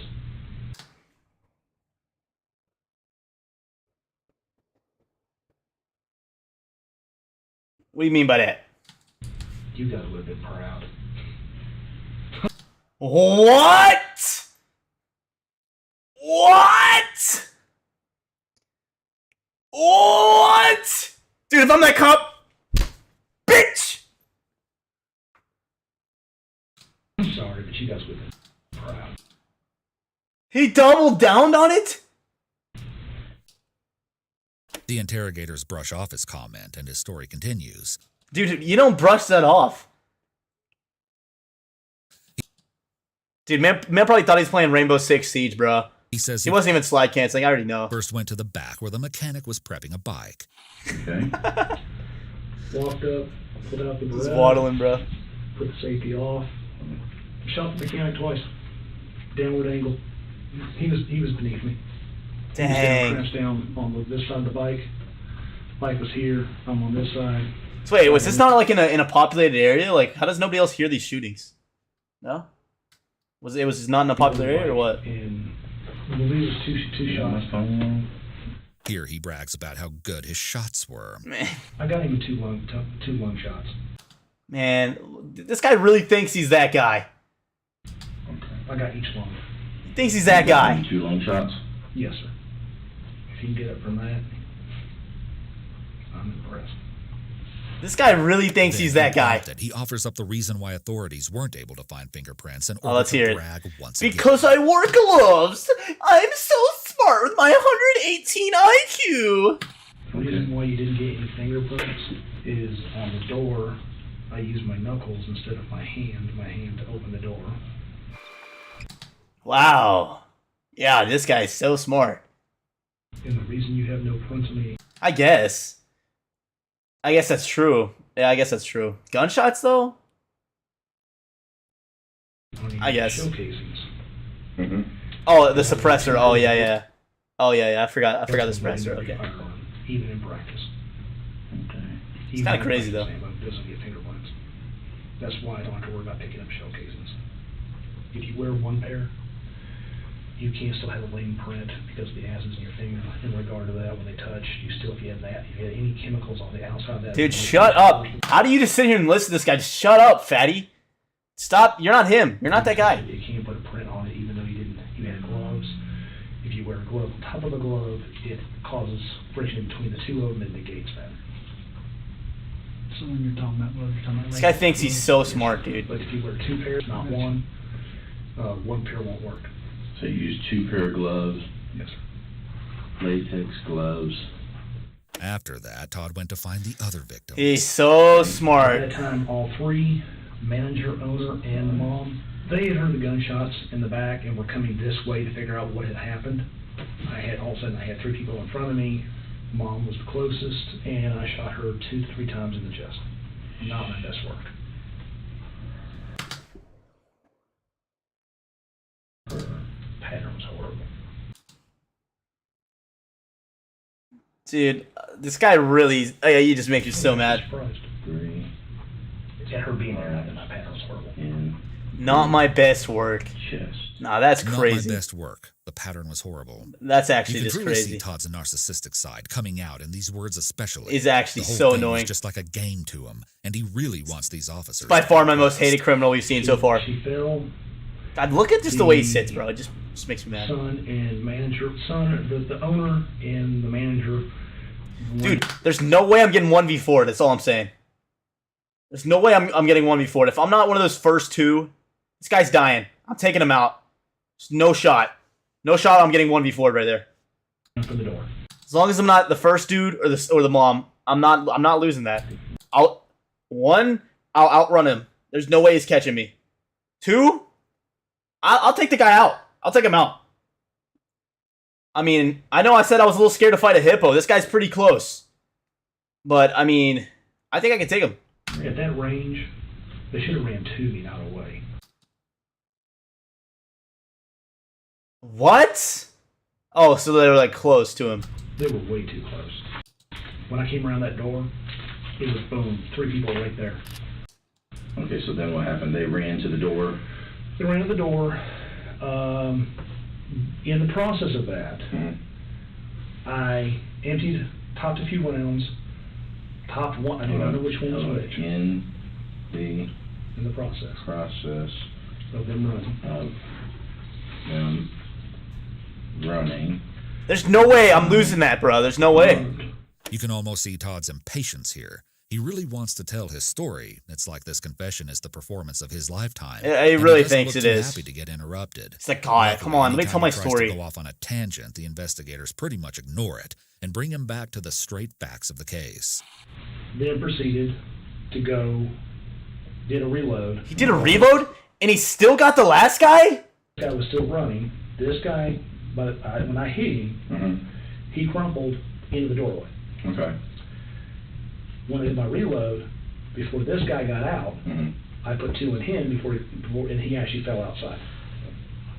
That was a very fast reload. There's just no way. That's just, there's just no way. Todd says he might have put an extra round in the guy who fell by the door as he walked over him, but he's not sure. And then he says something so chilling and insensitive. There's no way he could catch him. There's no way. This guy could not do that. There's no way. Bang, bang, shoots 2. You know, he shoots 1, shoots the other guy, and then there's 2 left, right? No way he's killing them both, bro. There's no way. Go in opposite directions. He can't kill you both. Just couldn't believe my ears. At any point, did anybody, I mean, was there... There was nobody else. Okay, there was nobody else, but did anybody, as they were falling, I mean, did they look at you? Did they face you? Did they say anything to you? I hope they did, bro. I hope they conversation? Roasted him. Don't, please, And he whatever. waddled away. Waddle, waddle, I waddle. don't remember hearing any of that. I will tell you that once I was engaged. So it's like, at that point, it's almost like a video game. It's not a game. He definitely rolled up them. You're focused on. You've been there, sir. You know what I'm talking about. Shut your mouth, dude. Why does he say that? Like, he's so weird. Weirdest guy I've ever seen in my life. Absolutely insane. I can't imagine what must have been going through the detectives' heads. How did they stay calm? There's no way I wouldn't absolutely just roast the shit out of this guy. There's no way. Todd says he then walked around and I'd strangle him. I'd strangle him right there in that chair. Just round in each victim's forehead, got in his car, and drove home. He took the gun apart, put its parts into parts of his trash and even cat litter, Lemon video games, and then disposed of that evidence in the dumpster. If it hadn't been so long, you guys could have actually pulled records and actually gone and figure out where they put it. But at this point, it's kind of a moot point. When the detectives go on to clarify some points, Todd just finds every opportunity to make it about himself. Moving targets, multiple moving targets. I don't think I missed. If I did, it wasn't more than once. Okay. I'm the best there ever was. I'm the best shot in the Wild Wild West. Look at me. Boo, boo, boo. Shut your mouth, dude. No, this guy's actually so bad. But I mean, it's not an easy shot when you got 2 moving targets running. Oh my gosh, dude. Just keep talking about it when I was you. Dude, I guess my only counter argument would be it would definitely be an easy shot if they were trying to shoot at you. How could you miss? I may shoot somebody as one thing, Right. but I'm not a pistol whipping and beating somebody is not my thing. He even makes a point to say he wasn't initially planning on shooting the mom, like that gives him some sort of brownie points or something. He thinks he's morally correct or something. You actually what? I was not meaning to hit the mom. He's just my shot was just too I good. prefer not to shoot women if I can. I'm gonna refuse to shoot a kid. But then Todd's dark. But you could sexually assault one. It's so weird. I wouldn't shoot. He's shot like 4 women. Sense of humor comes So through weird. every now and then to remind us how he really feels about his actions. I still got the t-shirt. They give you a T-shirt? They did. I kept it. I'm not a trophy guy. You're not a trophy guy. They wanted to give you a trophy? No, sir. That was actually. I gotcha. How are the cops so But at this nonchalant? point, nothing is too shocking coming from the man famous for saying, Please tell me this guy. "My golf I hate to say it. Please tell me this guy's dead. game was weak. My kill game is strong." Is What might he be most rotting in a frustrating prison? about the I gotta know what's Superbad happening to case this in the guy. end Is that during the 13-year-long investigation, one asset that police gained was a sketch of a potential suspect that a witness, presumably a customer who had been one of the last people at the bike shop that day, had described. The witness remembered this man filling out paperwork to buy Life in prison without parole? bike. In 2012, the sheriff Only held was up a Texas, newly man. revised sketch and said, "I'm going to be bold enough to say this is my man right here. This is that picture." As accurate as it may be, it unfortunately wasn't able to catch Todd before he committed his That's supposed to be accurate? They did him justice with that drawing. Huh? other atrocities. Now, to be honest, the I can't even draw a stick figure. I could probably freehand this fat ass way better. Todd's whole I could probably do it in paint. 3D. I got paint on this thing. Let me get it right now. Alright, he looks like this. He's wearing orange. Alright, there's his face. He's got a couple rolls right here. He's got a couple rolls, you know what I'm saying? Bop. Bop. He's got a little smirk. He thinks he's so cool. He's got some just spotty hair like this. Okay. These are his legs down here. There's his feet. And then this is his body. These are his arms. Doesn't have a dick.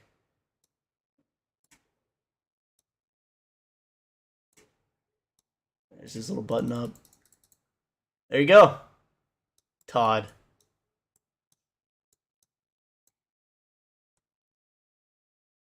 It's more accurate. whole confession was tedious to watch at times. You see, Todd didn't Check want Discord. to write out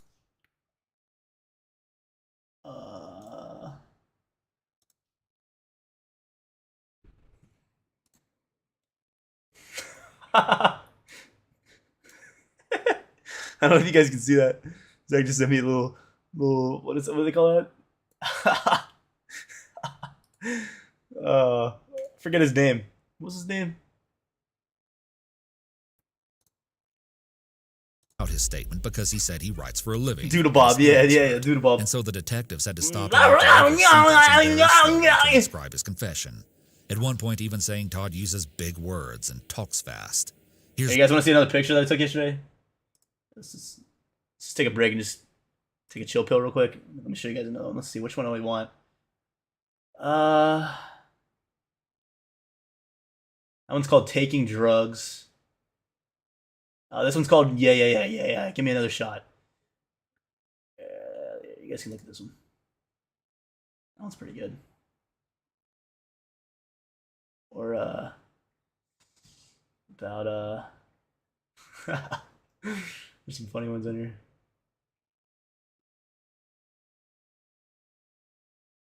Taking drugs. Let's see this one. Yeah, that's not too bad. There's gonna be so many good thumbnails. This is Just where wait. things get super intriguing, though. Many people argue that this was actually a Joey deliberate from Friends. interrogation tactic, and when you think about it, it makes sense. By playing dumb and making Todd feel like he's smarter than them, they subtly encourage him to keep talking freely and bragging about his accomplishments, not to mention repeating key details over and over again. And on the same token, There's no way I could be in that position. I couldn't listen to this guy. to write down his No way I could answers do in that. the first place, since the interview was being taped. Others assert that suspects often don't realize they're being recorded, and having someone write down their words in front of them would make them feel even more secure that this conversation is not being permanently taped, therefore making them feel comfortable sharing more risky details or side comments that they might not otherwise divulge. Okay, now this next part has nothing to do with crime, but it is super interesting to me because it feels like Todd is really basking in the feeling of being catered to, while trying to seem humble and friendly with the detectives at the same time. I don't know, the whole thing just gives me a weird vibe because of how casual, unbothered, and almost giddy he's acting while confessing murders. What do you want for dinner? You missed dinner over there. That barbecue wasn't enough. Well, what do you want? Whatever you have for me. No, I'm asking you. What do you want? Why are they asking him this? Well, let me guess. Let's get what he says. Alright, I'm going, Big Mac combo. I won't be an asshole. Shut that door, Mark. You're not being an asshole. I'm asking you. What do you want for dinner? I don't know. We've got What do you got? Bojangles around here. We've got Miami Grill around here. We've got the. What do you mean last minute? They actually do this? It's the thing they do? It's not like he's like getting... Whatever not getting you want, executed. man. Boiling Springs Cookout, whatever. What do you like to eat? Cookout will work. That'll work. What do you like from Cookout? Never been there. Yes, sir. They have a really good, it's called a giant cheeseburger, giant fries, and a giant tea. This is so weird. This is so weird. I can't. This is so They're weird. really good. Works for me. That's what I usually get. Okay. All right, I'll be right back. I just don't want to be the guy who goes, I want the steak lobster and then get an asshole. Well, I mean, no, whatever you want to eat, I'm feeding you. Thank you, but I So, I mean, okay. get an asshole. There are actually a lot of moments sprinkled throughout where Todd seems Why? just a bit too Wh- comfortable Why given though? the subject You know what I would say? I would say, hey, I'm gonna go get you something. I'd come back with literal dirt in a bowl, and I'd be like, here, eat it, bitch. matter at hand. So I think he's going to win, Trump or Hillary. Oh, this what? Scared? No. I think it's just rude in a way. Oh no. But to be honest, there were times during the confession when I did feel like I was watching. Man's trying to talk Police politics. talk, and it was a little surreal. It's so weird. Is that good? Mm-hmm. I want to steer you off. I want to steer you wrong, man. Food's my thing. I made a joke with him. I was like, yeah, I'm going to go back to pod. I'm going to let one part loose, and I'll make everybody jealous. This is so weird. No, this is so weird. This makes me uncomfortable. Even just watching it. I don't care if this is so weird. I don't care. It is so weird. It's so. This is the most uncomfortable part of the whole thing for me. Oh, they're all back at the pod. They're just... This man has just confessed to murders, assaults, all this stuff. It was a quad homicide, and this guy's just kicking back with him, eating some cookout. Dude, I can't, bro. There's no. I don't care if like he's trying to be nice to him. It's so weird. Well, the thing about it is, kids today, they call them millennials, and they want everything handed to them at a buddy. And this is when I first realized it. When I didn't expect it from my generation. But if being friendly with Todd was enough to butter him It's- up to spill the whole truth, I don't and care, put him it's behind so bars weird. for life, it was worth it. No, it's In the really end, I not. think It's this so weird. I don't care. statement from the investigator best sums up how authorities were able to treat Todd with kindness and respect, despite the things he's done. The thing about it is, This probably just boosts his ego even more, which pisses me off. like you said, there are cops in the world that are bad, there are cops in the world that are good. I should not like you. I should want to nail you to the cross. You know, but... I'm going there anyway. Well, no, it's not that. But, yeah, I get it. I want to do the right thing for you. I want to make sure the right thing is done for you and by you. I don't do this job just to put people in jail and do stuff like that. I do this job because that's the way I want to be. This next part of the This is so weird. No. L cop. I don't get it. It's so weird. So weird to me. No, if I was me talking to this dude, I would say, you're the absolute scum of the earth. You deserve to rot. You deserve nothing. You don't even deserve to even be here. conversation might give You're us literally the most wasting valuable space. insight into And you're wasting a lot of it. Todd's headspace. That's what I would say to I'll him. Let it play without commentary. I wonder how this is going to play out. What do you mean? It's just the truth. It's just the truth. Which is what I'm expecting. That's what I'm expecting. Or they're going to put me in a little box somewhere. I just can't get over there. Just sitting there eating cookout. Like, what is so weird? Everybody. Which I don't expect. I actually expected her. What do you want?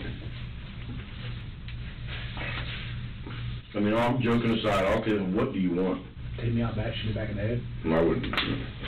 I studied psychology a little bit in college. You want me to finish, like I said, I'm working on finishing college. The people at Superbikes made you angry. Mm-hmm. I don't know, you tell me, well, people at Superbikes made you angry.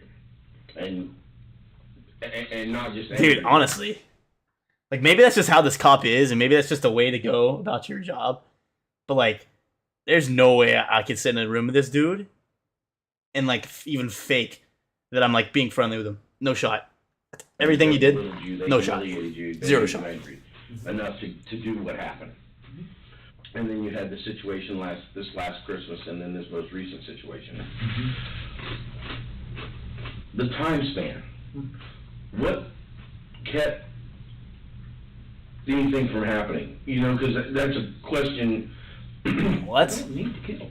Well, I'm not saying you do. I mean, you know, but that's a genuine question. I mean, per your legal definition, I'm serial, but I'm not.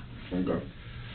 Honestly, if Johnny hadn't pulled the knife, if you'd seen the knife, you'd laugh your ass off. Really? Oh, God. Why are they talking about it like that? It's, oh, dude. Black and white tiger stripe. It was one of those. The handle? Yeah. The one kind you buy at the little convenience store? Are you serious?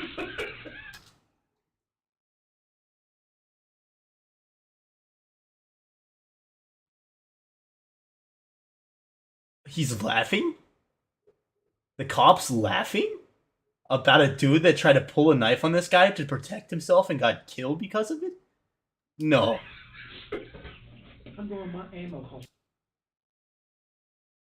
more than you're getting your damn knife. Are you kidding me? You're costing me money. If you're gonna stab me, at least stab me with a butt knife or something, you know? I'm actually so shook. Something with a little history, you know? This is so weird. Please tell me they explain this. Please tell me they explain this. This is after you shot him? Oh, yeah. What? What am I missing? He put that thing out, and I went, here's how it's going to go. Okay, let's dance. And the other problem is if they don't put me on the gurney. Starcher, do you not understand what's happening? What do you mean you're lost? The cop is laughing. I don't know if he's faking. I don't care. He's just weird. When the people inside realize the people I hunt is them, they'll be scared to death of you. Because I know the rest of my life I've never hurt another person. I'm entirely okay with that. It's just like with super bikes and with this, it's just a reactional situation. And that, I would have never hurt another person again. And for me to take myself, I hate the way he's chewing potato chips. I can just hear him right now. I mean, you slam your throat on a desk somewhere and crush the larynx, you know, and die a shitty death. yeah. But you can do it. But you hurt the people. If I did any of that, and I won't, Mm-hmm. it would probably cause my mother to have a heart attack and die. Yeah. As Todd was sealing his fate, investigators were conducting a thorough search of his property. They found a multitude of weapons and ammunition, such as handguns with silencers and rifles. That's the weirdest. No record of a background check. It's the weirdest interrogation I've ever seen in my life. It is believed that he illegally obtained So these, weird. which just adds to the laundry list of his crimes. In 2017, He was literally laughing at the fact that dude just got shot and he tried to pull out this knife. He said, if you're going to pull out something, at least the cop's saying that. What? What? Todd Kohlhepp pleaded guilty to 7 counts of murder, 2 counts of It had to be kidnapping, just a and 1 strategy, count but of like, criminal sexual I assault. don't care. He entered a That's plea bargain so that bad. spared him from capital punishment, and instead was sentenced to 7 consecutive life sentences without the possibility of parole, Not plus enough. 60 years. Relatives of the Needs Superbike more. shooting victims filed a wrongful death lawsuit against him, and Kayla has also filed her own civil lawsuit against Todd. She was awarded $6.3 million. However, even behind bars, Todd has not been silent. She In got late $6 million from 2017, that? he wrote to the Spartanburg Herald-Journal, claiming that he had more victims who have yet to be discovered, which would go along Shut with up, what he that's- told his mother right after he was He's caught. just When got an she ego. asked how many other victims there were besides the ones he confessed He's got to, an he ego. apparently said, "You do not have enough fingers." In the 8-page letter to the publication, That's his ego. Todd wrote, "Yes, Ego. there is more than He's 7. bluffing. I tried to tell investigators, and I did tell the FBI, but it was blown off. It's not an addition problem, it's a multiplication problem. Leaves the state and leaves He the really country. thinks- Thank you, private pilot's license." Yes, Todd apparently earned his pilot's license at some point and could have potentially traveled to commit more unsolved murders. But he has also expressed that at this point, He doesn't see any reason to give numbers or locations of other victims. At the same time, though, Todd reassured investigators in 2016 that he hadn't, in fact, killed anyone else. Have you killed anybody else in Spartanburg? No, sir. Have you killed anybody else in South Carolina? No, sir. Other than the boy in Arizona and Superbikes and the ones that we have on the property, have you killed anybody else? And this is where I ask you this. Is that enough? I do, but no, this is the thing. No, this is the thing. His laugh. Oh, his laugh. To driving you out home, Hate or him. anything like that, okay? You had your moment in here with your mom, and this is your opportunity to get everything. It's not, you know what I'm saying? It's an opportunity to get everything out of the way. You know, because you're going to be sitting in a cell, and there's going to be lonely times, and you're a compassionate person. I'm a compassionate person, okay? In the heat of the moment, when somebody pisses you off, you may want to beat the shit out of them, shoot them, stab them, kill them, whatever. But when you're laying there at night, it may bother you. You see what I'm saying? And that's the only reason I'm asking. That's all it's a shot. That's the only one you shot. Okay. I didn't want to have to explain numbers on the phone, and I sure didn't want to give numbers of 4. So when you told Mom she didn't have enough things... That's what I'm saying, bro. You literally went there to kill him. That was kind of, not, I don't want to say embellishment, but it was just something to... Didn't want to give her phone numbers. I gotcha. Definitely more than one hand, but it's not really a bragging kind of... Dude, for real, that's what I'm saying. I understand. Dude, Stan, he's gonna come back to that prison and just say, hey, can I talk to my old pal Todd? I want to see if he's got any good stories for me today. Todd, what'd you say after you shot him and he was dying his last breath? What'd he do? He pulled out a knife? Oh my God. At least pull out a good one. God. That's how they talk. That's cool. I don't really call that cool. Hey Todd, a while ago you made a statement that said that when you just said those are the only people I've shot. Any other means? Okay.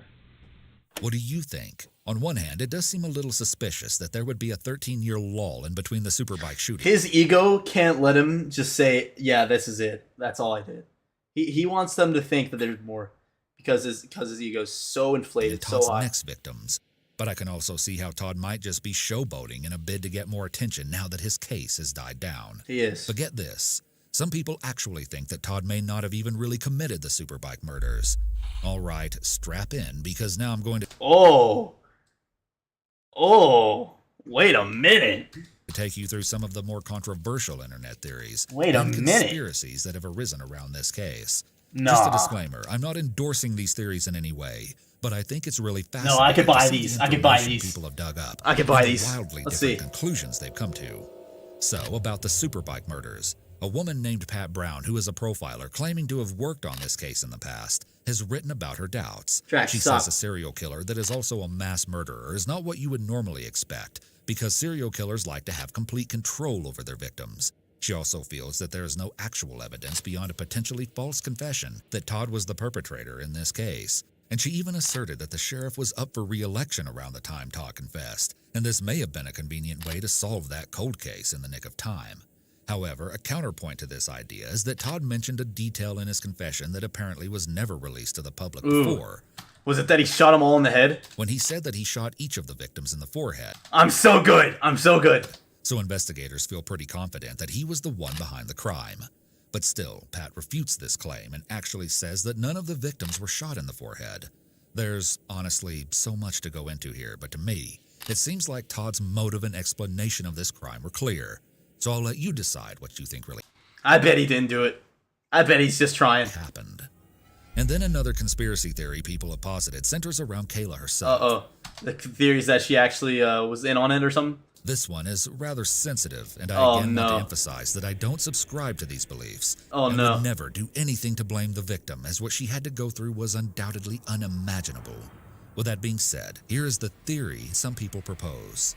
When Kayla appeared on Dr. Phil to talk about the case, she said that she met Todd on Facebook several years before. She was having an affair, no They shot. had little contact besides a few messages here and there, where he would ask how she's doing before he ultimately contacted her about the job opportunity. However, according to the Newberry Observer, an initial interview at Todd's residence between Todd and an investigator suggested that there may have been more to the relationship. The alleged transcript of that exchange shows the investigator asking Todd if Kayla was a stripper who would also sleep with Todd for money, which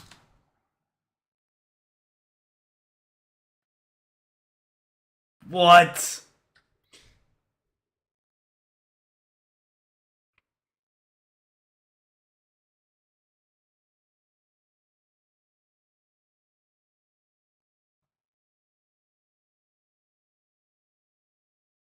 Todd claims is true.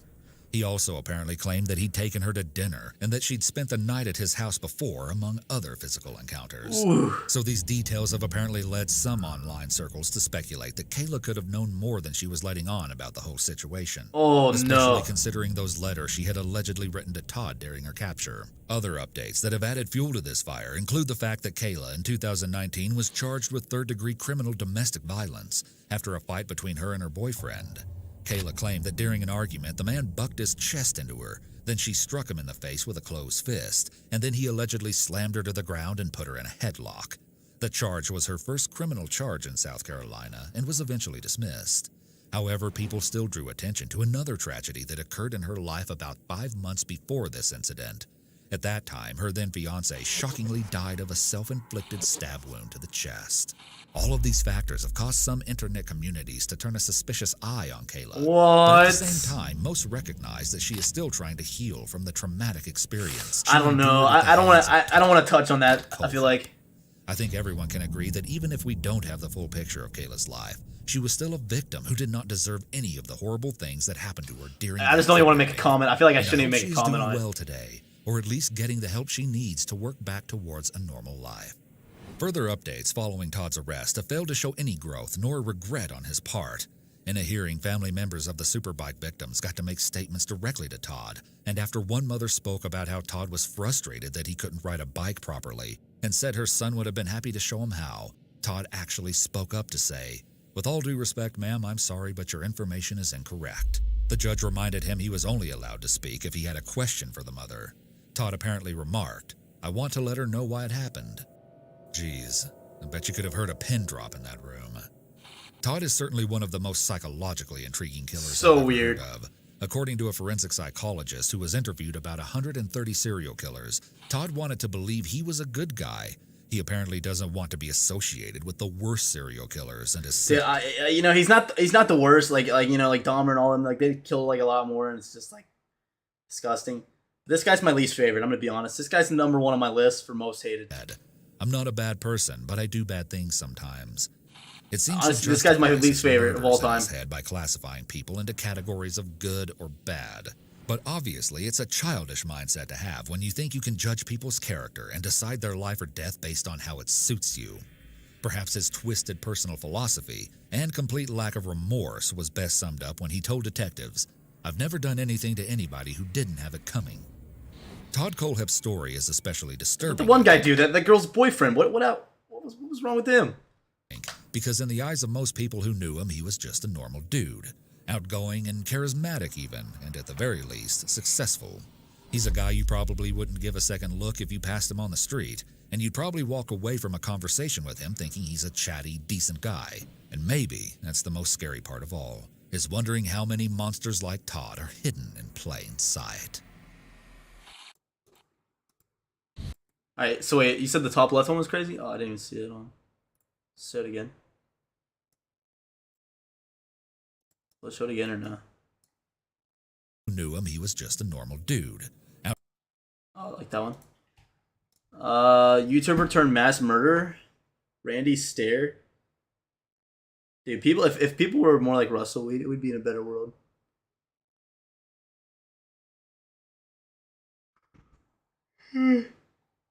I want to check that one out. Should I get a little preview? I'm probably not gonna watch it today. I might try to edit a little video after stream.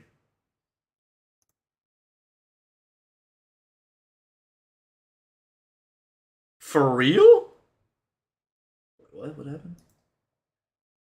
What happened?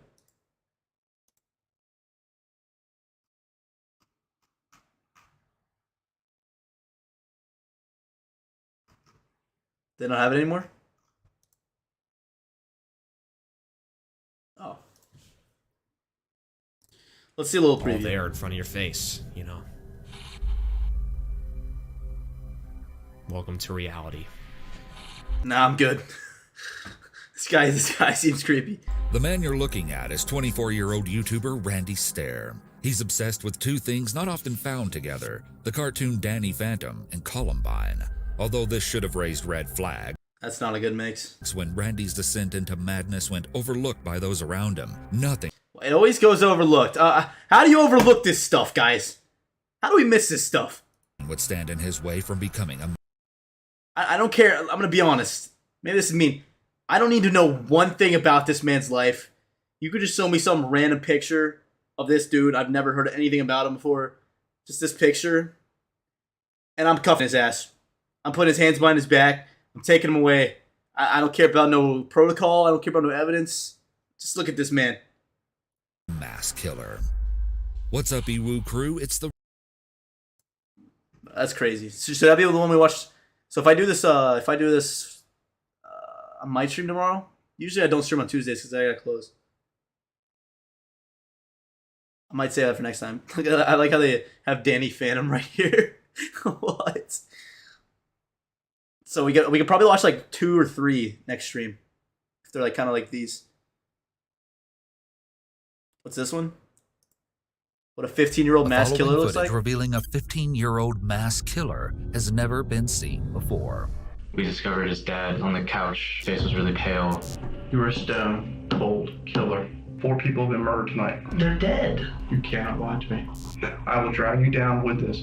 What happened? You will go to jail for the rest of your life. I'm looking in the eyes of a stone cold killer. There's no remorse. This looks like a good one. That looks like a good one. When Nick Browning and 3 of his friends arrived at his home, they immediately knew something was very wrong. At first glance, the house appeared to have been burglarized. But when they discovered Nick's entire family murdered, no one could have ever expected the chilling and twisted truth behind. Sheesh. All right. God, we got a lot of good ones to watch, honestly. It's kind of also crazy. It's a 3-hour one. Yeah, I'm probably going to take some time and I'm going to try to start posting some YouTube videos. Probably, I might make some thumbnails, bro. I got all the... Sarge, I'm going to have to send you the whole album, bro. 94 pictures. Yeah, I'm probably going to go ahead and end stream. I'll probably do some editing and stuff. I'll be in the Discord. But yeah. Probably won't stream tomorrow because I get off at 7. I might be able to do like a 2-hour. Like a quick one, maybe like one video, maybe. But yeah, I'm gonna head off. So everybody that's here, thanks for watching. Stan, Starcher, Zach, everybody.